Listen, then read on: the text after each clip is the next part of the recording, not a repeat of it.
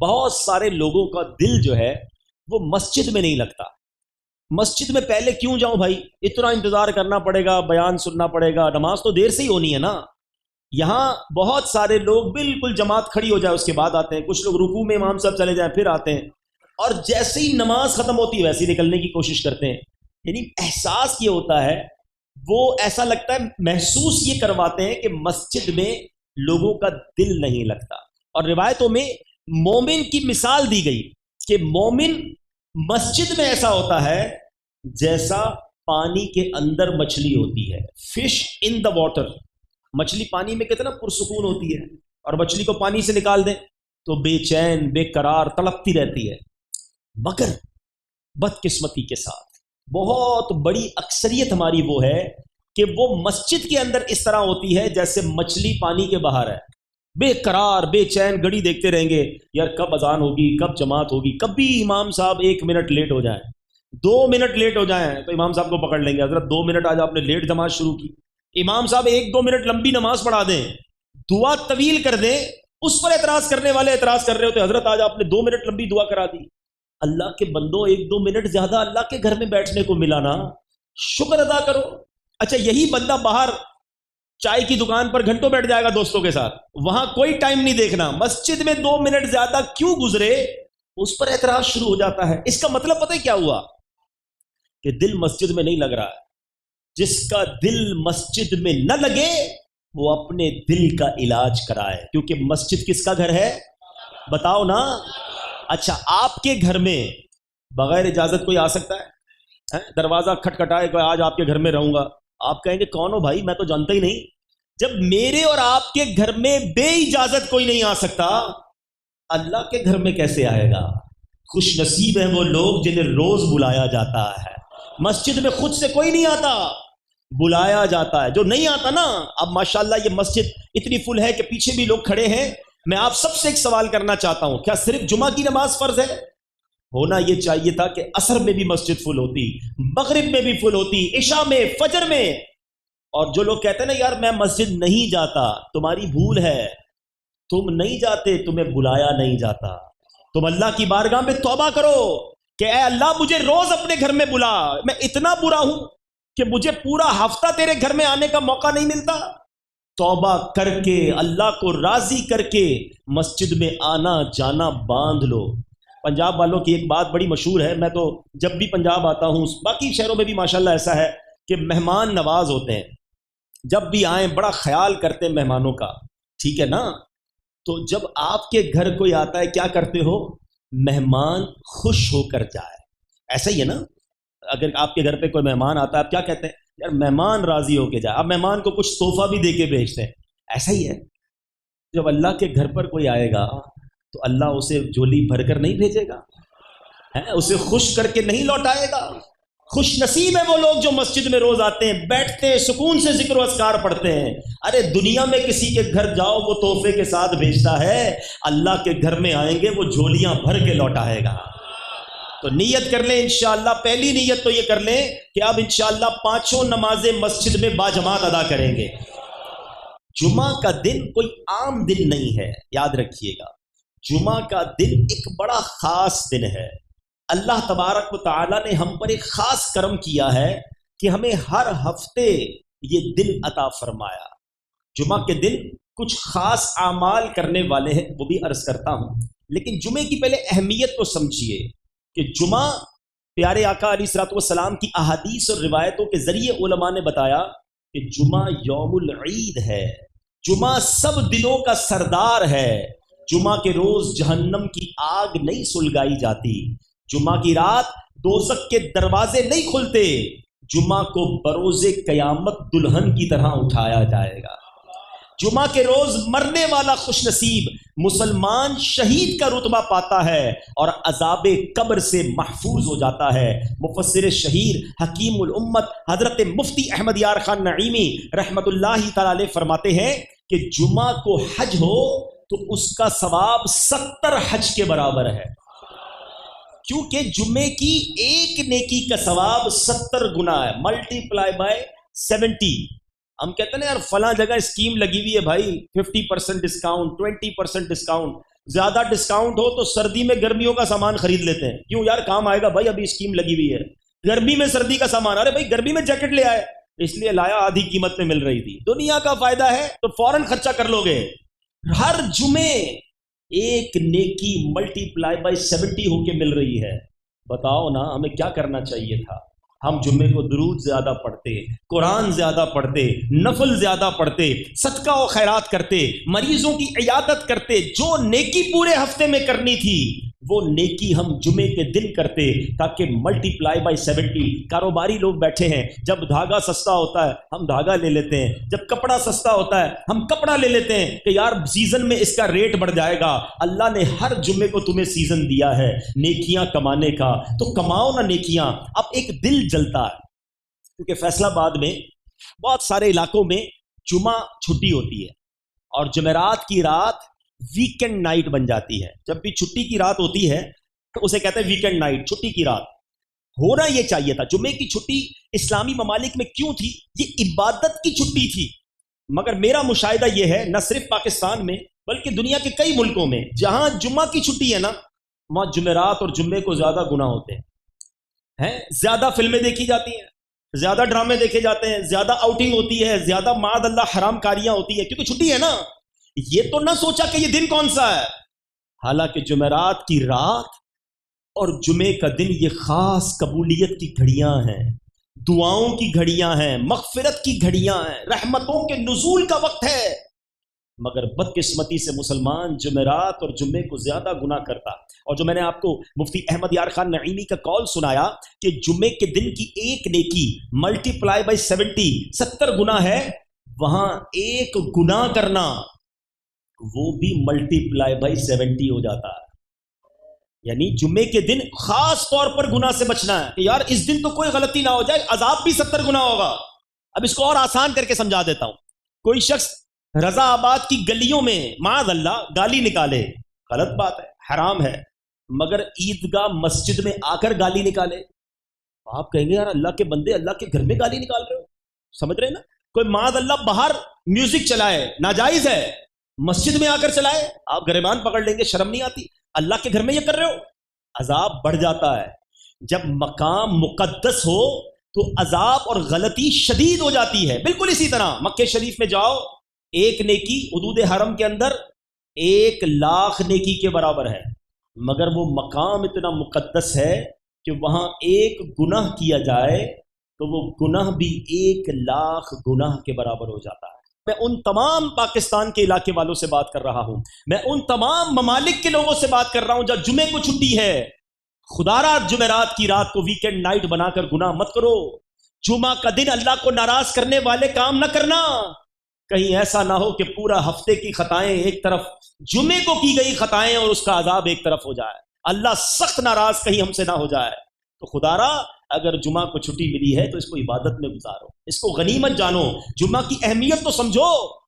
اللہ تعالیٰ نے اس ایک دن کی گویا فضیلت کو بیان کرنے کے لیے قرآن پاک میں پوری سورہ جمعہ نازل فرمائی, اور اس میں اللہ ارشاد فرماتا ہے بسم اللہ الرحمن الرحیم یا ایھا الذین آمنوا اذا نودی للصلاة من یوم الجمعة فاسعوا الى ذکر اللہ وذروا البیع ذالکم خیر لکم ان کنتم تعلمون. اے ایمان والو, جب نماز کی اذان ہو جمعہ کے دن تو اللہ کے ذکر کی طرف دوڑو اور خرید و فروخت چھوڑ دو, یہ تمہارے لیے بہتر ہے اگر تم جانو. ذکر کی طرف دوڑو. لوگ پکنک کی طرف دوڑتے ہیں, لوگ معاذ اللہ غلط کاموں کی طرف جمعہ کے دن دوڑتے ہیں. ایسا نہ کرنا, ایسا نہ ہو کہ اللہ تعالیٰ کی شدید ناراضی کا یہ سبب بن جائے. بہرحال کچھ کام جو جمعہ کے دن اسپیشل کرنے والے, ایک بہت ہی خاص کام جمعہ کے دن یہ کرنا ہے کہ نبی پاک صلی اللہ تعالی علیہ وسلم کا فرمان ہے کہ جو جمعہ کے دن, حدیث پاک کا مضمون ہے, 200 بار درود پاک پڑھے اس کے 200 برس کے گناہ معاف کر دیے جاتے ہیں. یعنی جمعہ کا دن خاص الخاص درود پاک پڑھنے کا دن ہے. ایک عشق والی بات بتا دو, فضیلتیں تو اتنی ہیں, حدیثیں تو اتنی ہیں کہ جمعرات کی رات درود پڑھنے والے کو یہ ملتا ہے, جمعے کے دن پڑھنے والے کو یہ ملتا ہے, یہ ساری فضیلتیں.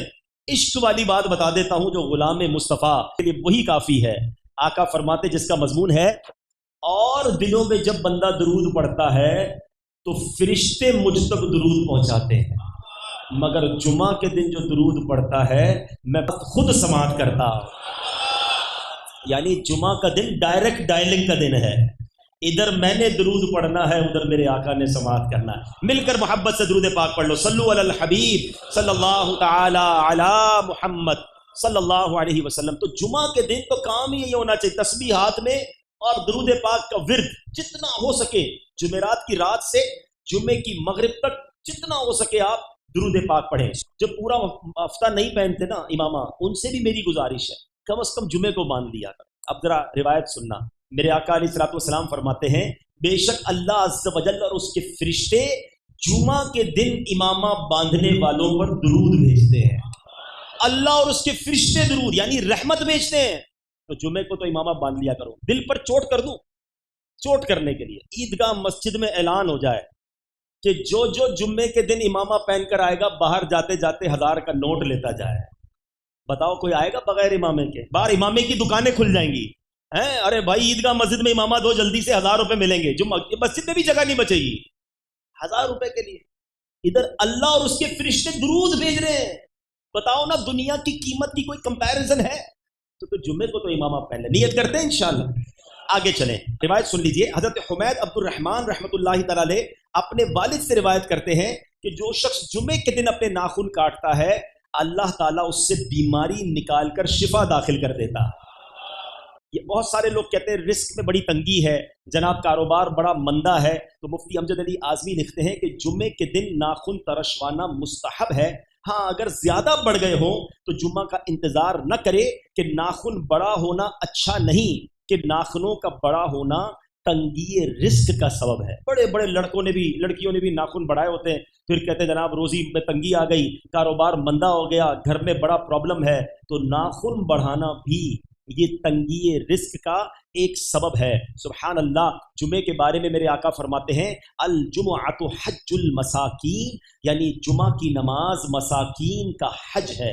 اور دوسری روایت میں ہے کہ الجمعۃ حج الفقراء، جمعہ کی نماز غریبوں کا حج ہے. اور سبحان اللہ مسجد میں ٹھہرنے کی بات ہو رہی تھی. امام غزالی رحمۃ اللہ تعالی علیہ فرماتے ہیں کوئی شخص نماز جمعہ کے بعد اگر عصر کی نماز پڑھنے تک مسجد میں رہے اور اگر نماز مغرب تک ٹھہرے تو افضل ہے. کہا جاتا ہے کہ جس نے جامع مسجد میں جمعے کی نماز ادا کی وہیں رک گیا اور عصر کی نماز تک ٹھہرا رہا اس کے لیے حج کا ثواب ہے.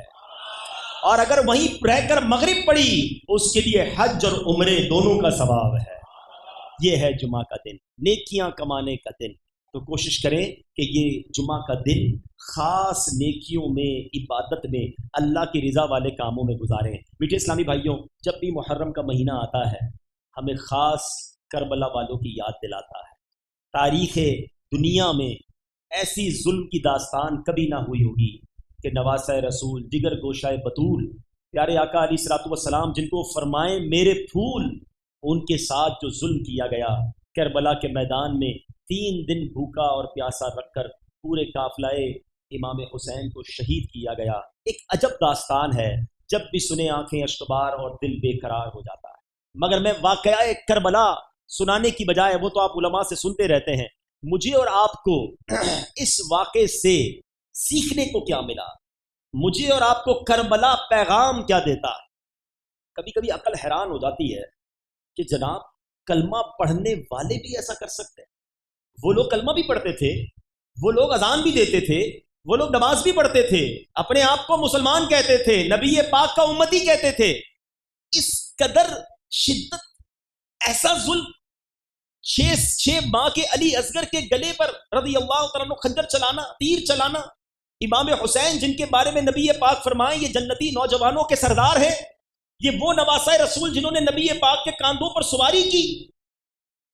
اور پیارے آقا کے خاندان کے لوگوں کو اس طرح شہید کرنا یہ پاسبل کیسے؟ کبھی کبھی عقل جو ہے نا وہ کام نہیں کرتی. مگر پھر علماء جواب دیتے ہیں کہ ریزن کیا تھا، ایسا ظلم کرنے پر وہ لوگ کیسے آمادہ ہو گئے. یہ بڑی خطرناک بات کرنے چاہ رہا ہوں، اور یہ ریزن پتا ہونے کے بعد، یہ وجہ معلوم ہونے کے بعد میں نے اور آپ نے اپنے آپ کو چیک کرنا ہے کیونکہ نبی پاک صلی اللہ تعالی علیہ وسلم فرماتے ہیں 2 بھوکے بھیڑیے بکریوں کے ریوڑ میں چھوڑ دیے جائے، بکریوں کا ایک پورا غول جا رہا ہو اور 2 بھوکے بھیڑیوں کو اس ریوڑ میں چھوڑ دیا جائے، وہ اتنا نقصان نہیں پہنچاتے جتنا کہ مال اور مرتبے کا لالچ انسان کے دین کو نقصان پہنچاتا ہے۔ ذرا سوچئے، ایک اور جگہ حضرت سیدنا حسن بصری رضی اللہ تعالیٰ سے مرسلن مروی ہے، دنیا کی محبت ہر برائی کی جڑ ہے۔ اب ذرا آج کے دور میں دیکھتے ہیں، کبھی کبھی لوگ کہتے ہیں یہ کیسے ہو گیا، یہ اتنا بڑا ظلم کیسے کر دیا؟ ارے ان کو اقتدار کا نشہ تھا۔ ابن سعد کو، ابن زیاد نے وہاں شمر کو اور جتنے لوگ کربلا کے میدان میں موجود تھے ان کو لالچ دیا تھا کہ یہ کام کرو، تمہیں حکمرانی ملے گی، پیسے ملیں گے، اتنا مال ملے گا۔ مال کی لالچ، اقتدار کی لالچ آئی، آنکھوں پر ایسا پردہ پڑا کہ ظلم کی داستان رقم کر دی۔ لیکن کیا آج ایسا نہیں ہو رہا؟ تھوڑے پیسے کے لیے مسلمان کی موت کا سبب نہیں بن رہا ہے؟ آج ملاوٹ کرنے والا کیا کر رہا ہے؟ جو معاذ اللہ چھوٹے تھوڑے سے سکوں کے لیے دوائی میں ملاوٹ کر دیتے ہیں۔ ارے دوائی تو جان بچانے کے لیے تھی نا۔ مسلمان کہلانے والے آئے دن پکڑے نہیں جاتے؟ کھانے پینے کی چیزوں میں کیا ملا رہے ہیں جناب؟ کوئی پتی کے اندر برادہ ملا رہا ہے، کوئی چینی کے اندر کیا ملا رہا ہے، کوئی کیا ملاوٹ کر رہا ہے۔ یہ کیا ہو رہا ہے؟ چند سکوں کی خاطر بھول گئے۔ یاد رکھنا، یہ دنیا کی لالچ اور یہ تھوڑے سکوں کے لیے کسی دوسرے کا بیڑا غرق ہوتا ہو تو ہو جائے، یہی تو یزیدی طریقہ تھا نا، یہی تو یزید والوں کا انداز تھا۔ آج کہتے ہیں میں پنجتن کا غلام ہوں، میں امام حسین کا چاہنے والا ہوں، ہر سال محرم میں لنگر بنتا ہے میرے گھر میں، امام حسین کی نیاز دی جاتی ہے۔ ارے جناب، ہم تو بہت بڑی سبیل لگاتے ہیں۔ ساری چیزیں ایک طرف، بتاؤ لالچ چھوڑی کہ نہیں ہے؟ یہ لالچ تو یزیدیوں کا کام تھا نا۔ کیا امام حسین نے معاذ اللہ لالچ کی تھی جو تم کرنے بیٹھے ہو؟ بس کسی طرح مال آنا چاہیے، کیا نوکری کرنے والا، کیا کاروبار کرنے والا، کیا ٹھیلا لگانے والا۔ ایسا نہیں ہے کروڑ پتی آدمی بےایمانی کرتا ہے، جس کو جدھر موقع مل رہا ہے اوپر الگ فروٹ دکھائیں گے، نیچے گلا سڑا فروٹ تھما دیں گے۔ کیا ہے یہ؟ یزیدی طریقہ ہے۔ مال کے لیے اگلے کا نقصان کر دینا، یہ یزیدی طریقہ ہے۔ تم کہتے ہو میں امام حسین کا غلام ہوں۔ ایک بار نبی پاک صلی اللہ تعالی علیہ وسلم ایک غلے والے کے پاس سے گزرے اور اس کے غلے میں ہاتھ لگایا اور اس کے غلے میں ہاتھ اندر ڈال دیا تو وہ گیلا تھا۔ آقا نے فرمایا یہ گیلا والا اوپر کیوں نہیں رکھا؟ کہ حضور بارش ہو گئی تھی۔ فرمایا اگر گیلا ہو بھی گیا تو گیلا والا اوپر کیوں نہیں رکھا؟ پھر وہ تاریخی الفاظ فرمائے، من غش فلیس منا، جس نے دھوکہ دیا وہ ہم میں سے نہیں۔ اب بتاؤ کون ہے جو دھوکہ نہیں دیتا؟ جس کو جدھر موقع ملتا ہے کسی طرح پیسے آ جائے، کسی طرح مال آ جائے، حلال حرام چھوڑو جناب، سود کا کاروبار کر لیتے ہیں، رشوت کا کام کرتے ہیں، جھوٹ بول کر، ملاوٹ کر کے۔ کیا جواب دو گے امام حسین کو؟ اور کہتے ہو میں پنجتن کا غلام ہوں، کربلا کا میدان اور کیا پیغام دیتا ہے؟ امام حسین جس وقت شہید ہوئے اس وقت سجدے کے عالم میں تھے، کربلا کا وہ سجدہ پیغام دے رہا ہے کہ دیکھو نماز کبھی نہ چھوڑنا۔ پنجتن کا غلام کہلانے والا فجر قضا کر دیتا ہے، اس کی ظہر چلی جاتی ہے، اس کی عصر مغرب چلی جاتی ہے اور کہتا ہے میں تو پنجتن کا غلام ہوں۔ یہ غلامی ہے؟ نہیں میرے پیچھے اسلامی بھائی، کربلا والوں کی اس حالت میں بھی نماز قضا نہ ہوئی اور تم آج اپنے نیند کے اندر نماز قضا کر دیتے ہو، کھیلتے کودتے میں نماز قضا کر دیتے ہو۔ کیسے وہ دکھائیں گے ہم امام حسین کو قیامت کے دن؟ وہ رات 9 محرم کی رات، وہ رات کیسے گزری تھی جس کو شب عاشور کہتے ہیں؟ کربلا والوں کے خیموں میں تلاوت ہو رہی تھی، سجدے ہو رہے تھے، دعائیں ہو رہی تھی، اور یزید کے کیمپ میں ناچ گانے ہو رہے تھے، شراب ہو رہی تھی، رنگ رلیاں منائی جا رہی تھی۔ مجھے بتاؤ آج ہماری راتیں کیسی ہیں؟ تلاوت کے ساتھ، نمازوں کے ساتھ، دعاؤں کے ساتھ، یا فلموں ڈراموں کے ساتھ، ناچ گانوں کے ساتھ، معاذ اللہ کچھ لوگوں کی شرابوں کے ساتھ، بدکاریوں کے ساتھ؟ بتاؤ نا یہ راتیں یزیدی طریقے والی ہیں یا حسینی طریقے والی ہیں؟ صرف زبان سے کہنا کافی ہے کہ میں پنجتن کا غلام ہوں؟ صرف زبان سے کہنا کافی ہے کہ میں امام حسین کا چاہنے والا، میری جان قربان؟ ارے جان تو بعد میں قربان کرو گے، وقت قربان کر کے نماز تو پڑھ لو۔ امام حسین کے مبارک سر کو جب یزیدی لشکر نیزے پر اٹھا کر جا رہا تھا تو وہ سر انور تلاوت کر رہا تھا۔ عبادت ہو تو ایسی ہو، تلاوت ہو تو ایسی ہو، سر شبیر تو نیزے پہ بھی قرآن سناتا ہے۔ امام حسین کا سر تو نیزے پر بھی تلاوت کر رہا ہے، اور جو پنجتن کے غلام ہونے کا دعویٰ کرتا ہے اس سے پوچھو بھائی قرآن پڑھنا آتا ہے؟ قرآن پڑھنا بھی نہیں آتا، پڑھنا تو دور کی بات، پڑھنے کی ایبلٹی بھی نہیں ہے۔ یہ کیسی غلامی ہے؟ پوچھو نا اپنے آپ سے۔ شربت پلانا، نیاز کرنا، نعرے لگانا بلا شبہ اچھی بات ہے، میں ڈسکریج نہیں کر رہا، مگر حقیقی غلامی تو یہ ہے نا کہ قرآن پڑھ کر امام حسین کو ایصال ثواب کریں۔ تو آج یہ نیت کر کے جاؤ اس بار کا محرم ہماری زندگی کا ٹرننگ پوائنٹ بن جائے۔ ہمارے دوست ہم سے پوچھے یار تم 5 وقت کے نمازی بن گئے، خیر تو ہے، پہلے تو نہیں پڑھتے تھے، تو میں بتاؤں کہ الحمدللہ محرم آیا، میں پنجتن کا غلام ہوں، امام حسین نے سجدے میں نماز پڑھتے ہوئے سر کٹایا، میں نے بھی نیت کر لی میری اب کوئی نماز قضا نہیں ہوگی۔ کوئی کہے یار پہلے تم بڑے غلط کام کرتے تھے، تم جناب حرام کماتے تھے، تم نے وہ کام چھوڑ دیا، آپ جواب دیں میں پنجتن کا غلام ہوں، کربلا والوں نے سر کٹا دیا، باطل کے آگے سر نہیں جھکایا، اب میں چند سکوں کے